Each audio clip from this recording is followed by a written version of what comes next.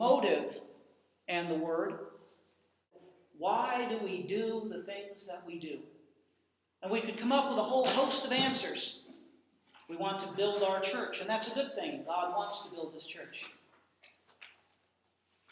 If, however, we examine the inner recesses of our soul, I think, at least for me, more often than not, the motive is self-serving instead of God-serving or serving other human beings.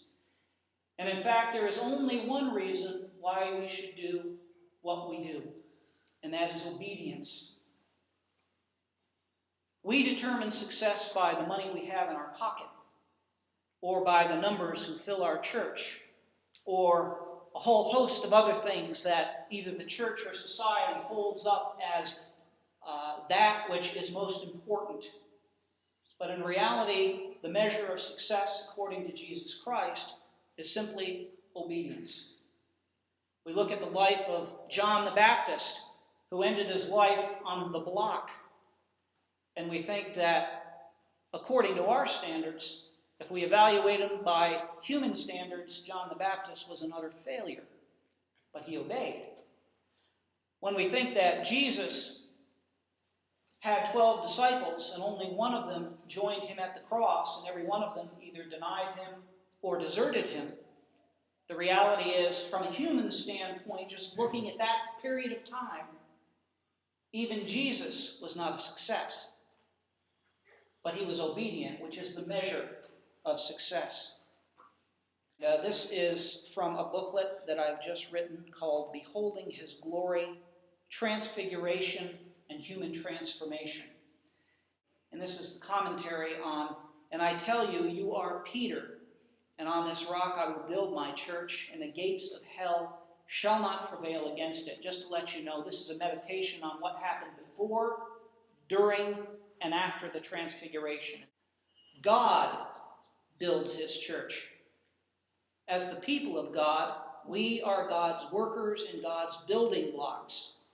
But he is ultimately, and in his own time and in his own way, God does the work. This is not always easy for us to accept.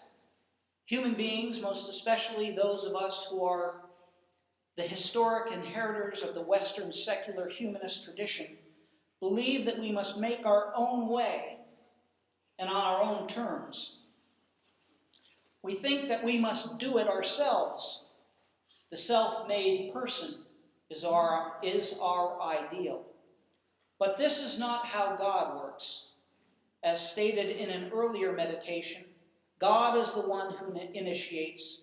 God's pre-existing grace always precedes the practice of faith. God is the one who starts and finishes his work in and through us. God builds upon the foundation of faith. This is odd.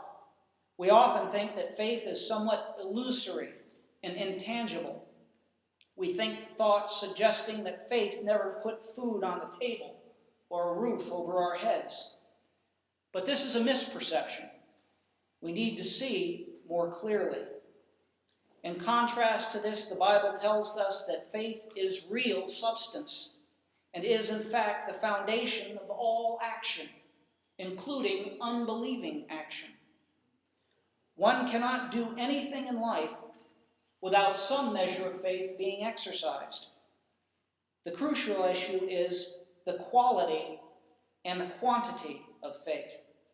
Faith as small as a mustard seed can move mountains and can transform the life of the world. What is our motive? Our motive is to follow God in obedience, and only obedience can transform the world through Jesus Christ. The man needs to be holy. The man needs to be obedient. And most importantly, there's an obedience in words. Words matter. And when I first became a Christian or renewed my vows to Christ in 1974, I was trained under Francis Schaeffer. And the first lesson that I learned was words matter. Words tell us something.